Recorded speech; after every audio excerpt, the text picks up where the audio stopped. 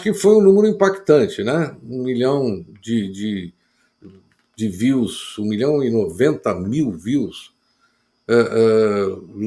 ao vivo, é um recorde absoluto na internet. E eu estava dando uma olhada, ele já está com, acho que com quase 4 milhões de views na internet. O Bolsonaro, naquela live dele há 4, 5, 6 meses atrás, que atingiu 500 mil, né? Que era o recorde da internet até então, ele está com 7 milhões de views pelo tempo, né? 4 meses de diferença é bastante tempo. Não sei, algum comentário que vocês queiram colocar aí para a gente? Júlio, você quer falar? Falo eu. Quero sim. Sabe o que eu ia falar, Marcelo? Eu ia destacar exatamente essa parte da entrevista que ele fala da regulação da mídia, né? E por que eu ia falar sobre isso? Primeiro, porque a gente não tem ainda Ninguém sabe o que é, de fato, a regulação da mídia proposta pelo PT lá atrás, né? E aconteceu essa semana esse caso da Jovem Pan e lá do Brasil Paralelo, e erradamente todo mundo está falando em censura. É lógico, vão tentar capitalizar em cima, mas pelo que eu li, só se a minha fonte não foi boa, mas pelo que eu li, houve exatamente o que o Jean falou no começo do programa, um direito de resposta, e aquele documentário do Brasil Paralelo que falava que a facada no Lula, do Bolsonaro tinha sido planejada pelo PT e tal, foi tirado do ar. Então a gente está vivendo um momento muito novo, né, Marcelo e Jean? A gente está vivendo um momento que a gente não pode equiparar a televisão com as redes sociais, mas ao mesmo tempo a televisão hoje depende da rede social, porque às vezes tem alguns canais, como é o caso da Jovem Pan, ela tem muito mais audiência nas redes sociais, nos cortes, nas edições, do que o canal mesmo de televisão. Então, como o próprio Lula falou, a gente tem uma regulação da mídia de 1962. Gente, é muito tempo para a gente deixar de lado esse tipo de assunto. Então, esse assunto vai ter que ser debatido. O que aconteceu, a gente até entende que aconteceu no calor aí das eleições, ou seja, a decisão que deveria ser uma decisão aí discutida no parlamento, a Justiça Eleitoral puxou para ela, fez o que eu acho mais razoável possível, e a Jovem Pan e esses outros sites que saíram do ar estão se aproveitando disso para falar de censura. Gente, quem viveu a época da censura, né, Jean, sabe o que é censura. Sabe o que é ter um censor dentro de uma redação. Inclusive, a própria Jovem Pan disse que tinha um censor dentro da redação, do estúdio, o que é mentira, já foi desmentido. Então, eles continuam com mais fake news para tentar justificar as fake news anteriores e os ataques aí. O que a gente tem hoje, que eu acho que pouca gente usa ainda, na forma da lei, é o crime de difamação, o crime de calúnia. Entendo que no momento eleitoral é difícil aplicar esse tipo de sanção da nossa legislatura, da nossa legislação, mas o que aconteceu foi absolutamente correto. Eu acho que o Supremo agiu corretamente, vai se desgastar mais ainda com isso, mas concordo aí, para voltar ao tema inicial, eu concordo que nesse aspecto o Lula falou muito bem. Se a gente não sabe fazer, vamos copiar a legislação que tem em outros países da Europa, que tem nos Estados Unidos, e fazer uma adaptação aqui para a gente. Acho que ele falou muito bem, ele foi muito feliz na resposta. Desculpa, Marcelo, eu só queria fazer um pequeno lembrete. A Jovem Pan, a gente estava conversando aqui antes do início do programa, no nosso esquenta aqui, né? A Jovem Pan é uma rádio de concessão pública. tá ok? Ela não é um canal de internet, não. Ela é uma rádio de concessão pública. Pela lei eleitoral, ela é obrigada a dar o mesmo tempo aos dois candidatos.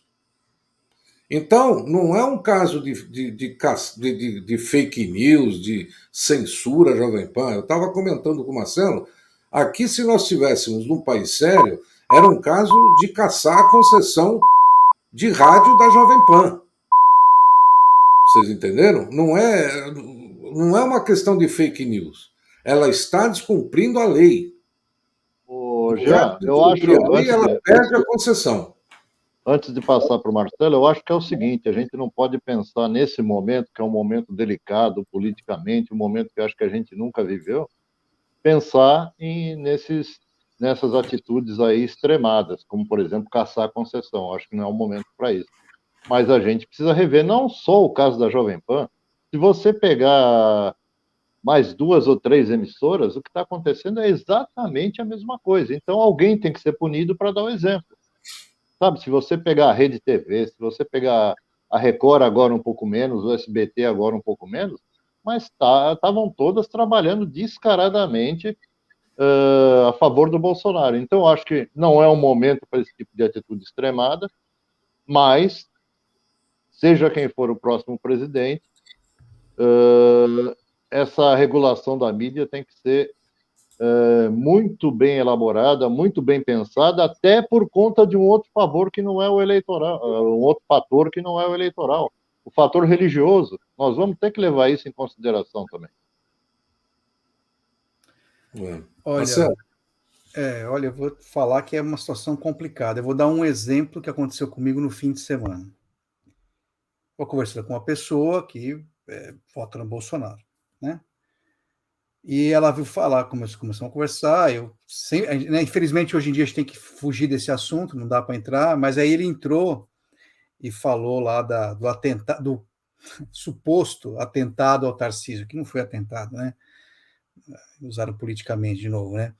Não, veio o general X, aí já falou que foi atentado. Falei, e onde você viu isso? No WhatsApp. Aí eu falei, não, mas o WhatsApp não, né? Não, essa mídia é toda comprada aí. Não assisto mais mídia. O que fazer? Como é que. Né, a gente já sabe como é que funciona a lavagem cerebral, a gente já sabe como é que funciona, né? Olha, e a gente sabe o quanto que essa enxurrada de podreira que vem, só abrir qualquer grupo do WhatsApp, né? Como é que isso impacta negativamente a capacidade de pensar e decidir de qualquer um. Então, assim, eu realmente não sei o que fazer. Só sei o seguinte, realmente é uma podridão. O WhatsApp é uma podridão. Eu não entro nos grupos do WhatsApp, a não ser os profissionais. E a gente tem que admitir uma coisa, eles são criativos pra caramba, viu? Eu não sei se vocês viram hoje. Depois que a notícia saiu. Eu não sei se vocês viram hoje, depois eu mando para vocês um cidadão falando que a intenção do Papa é juntar o catolicismo com o islamismo, seria o Crislã. E na América do Sul, a única figura que se levanta contra isso é o Bolsonaro. Quer dizer, você vê até onde vai. Não é nem humor, isso é algum tipo de demência, sabe? Ou é tudo muito bem estudado, ou eles realmente são criativos. E tem gente que acredita. Aí eu chego em você. Mais do que isso, eu recebo áudios assim, completamente nonsense, não tem nenhuma fonte, você não sabe nem a pessoa que está narrando ali, não é divulgada. E as pessoas inteligentíssimas, formadas, pós-graduadas, pois me pegam e reenviam isso, mandam para mim ainda, né? Que eu sou um que, né, já dou-lhe logo na testa, né? Porque eu não tenho muita paciência, não, né? A primeira pergunta que eu faço, não tem data, não tem fonte, né? Onde é que estão os fatos, os indícios, né? Sabe? Você ainda está com muita paciência. Você e o Jean ainda têm muita paciência. Não em grupo. Realmente. Eu não faço. Em grupo eu deixo o negócio rolar. Quando mando direto para mim. Eu estou aqui no meu cone de silêncio aqui, na minha espiral de silêncio, e onde pretendo ficar até o dia 30. Faz bem. Faz bem. Mas é isso. Eu não sei o que fazer, só sei o seguinte: essa mentirada que está levando toda essa massa de manobra aí tem que ser filtrada, contida de algum jeito. Eu também sou contra a censura prévia, sou contra a censura. Também acho que liberdade com responsabilidade. Então você tem a liberdade de falar, mas você vai ser responsabilizado pelo que você falou, se aquilo for uma calúnia, se aquilo for uma mentira, se tiver a intenção de prejudicar alguém, que é o caso da Jovem Pan, por exemplo. Né? E como houve também um exagero, a gente tem que admitir aqui, não em nome da imparcialidade, mas em nome do bom senso, as acusações que o Bolsonaro sofreu de pedofilia também foram exagero. Também exagero. Ele é um boquirroto, a gente sabe que ele é um boquirroto, ele é um falastrão. Ele é um canalha, né? Um mau caráter, mas daí menininhas. a chegar até a pedofilia sem nenhum fato comprovado também foi um exagero do outro lado. Esse assunto do pintou o clima aí, eu acho que ele... Eu vou até falar, vou repetir as palavras do Maurício Ricardo, né? Que eu acompanho aqui no YouTube. O Maurício Ricardo, ele falou que aqui só tem duas alternativas, não existe uma terceira. Você entendeu? Que se ele tivesse visto alguma coisa que realmente levasse à prostituição infantil aquelas meninas, ele, como presidente da República, deveria ter tomado as providências necessárias. Tá certo? Ou ele mentiu ou ele prevaricou, isso não tem a dúvida. Isso aí não tem a dúvida. A segunda prevaricação está patente. A segunda alternativa é essa que você acabou de falar, Marcelo. Ele mentiu descaradamente. Mentiu ou prevaricou. Eu acho que ele mentiu. Não acho nem que foi... Porque ele mente pra caramba, né? Eu acho que é aquela história de vestiário de clube, contar vantagem. Hoje contar comi uma história. comida... Para com isso. Mas peraí, essa de contar vantagem, aquele Mamãe Falei lá, Mamãe Apanhei, sei lá, eu esqueci o nome. Ele foi... O caso dele é muito menos grave se você for analisar. Porque ele passou um WhatsApp para um grupo dele, ele não fez uma live. E ele Jean, ele não é presidente da República. Tá certo? Então, gente, é uma questão de moral. O Brasil... Eu coloquei hoje no meu Facebook, não sei se vocês chegaram a ver, mas eu coloquei uma nota minha de indignação, tá certo? Dizendo exatamente isso que vocês acabaram de falar. Quem acredita? Eu não consigo, eu não me considero mais esclarecido, mais culto, mais inteligente. Eu não me considero mais nada. Nada. Eu sou um cidadão que tem um pouco de bom senso. Tá certo? Eu não acredito que as pessoas, né, que são educadas, formadas, né, com instrução, né, estão votando no Bolsonaro. Não é possível. Não, inimaginável. Você entendeu? Então, eu não consigo entender isso. Esse fenômeno vai ter que ser estudado pelas próximas gerações. Eu posso falar? Argumento você tem para lado a lado, sabe, Jean? Eu saí dessa aí. Argumento tem. O cara foi condenado, ponto. O cara foi condenado. Realmente, nesse ponto, eu até falei no meu vídeo, o Justo estava certo, foi uma firula jurídica, ele caiu por uma firula jurídica, como outros corruptos no passado caíram também. Entendeu? Então, o que eu acho que é a questão aqui, eu nem critico, eu acho que é a questão de priorizar valores. Então, meu primeiro valor numa decisão política, que é o que a gente vai fazer no dia 30, meu primeiro valor é a democracia. E é nesse valor que, a hora que eu coloco os dois, o risco está maior de um lado do que de outro.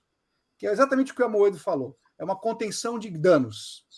Então, é por isso que eu vou votar. Eu amo Lula? Não, você é oposição a ele, como a gente já falou aqui, como o Amoedo falou, você é oposição no dia primeiro, você é oposição a ele.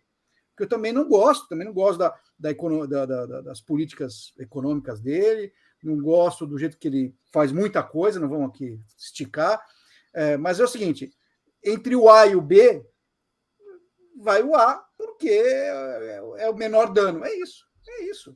Então, assim, eu também, e se você sentar com o Bolsonaro, ele vai te desfiar milhões de razões, e todas verdadeiras, hein? Sabe? É isso. Eu mandei um texto para vocês aí, vou comentar porque a gente não vai pôr na coisa aqui, que acho que resume bem isso daí.